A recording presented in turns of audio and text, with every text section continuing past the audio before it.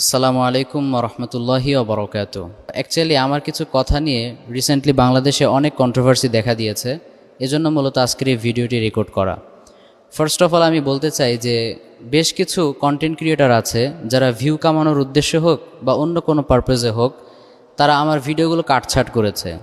For example, আমি বলেছিলাম স্বামী স্ত্রীর জন্য প্রেম করা ফরজ, পুরো ভিডিওতে শুনলে বোঝা যাবে, বাট তারা জাস্ট এমনভাবে ভিডিওটা কাটছাট করেছে যাতে করে মনে হচ্ছে যে আমি জেনাকে বৈধতা দিচ্ছি, বাট কোশ্চিনকালে বিষয়টি এরকম নয়।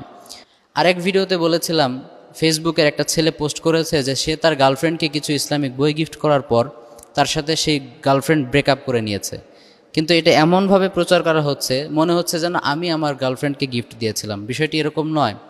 তো যাই হোক, হয়তোবা আমার দুর্বলতার কারণে আমি ভালোভাবে বোঝাতে পারিনি। সব মিলিয়ে আমি আমার অতীতের যত কর্মকাণ্ডে আপনাদেরকে কষ্ট দিয়েছে সবগুলোর জন্য আমি লজ্জিত এবং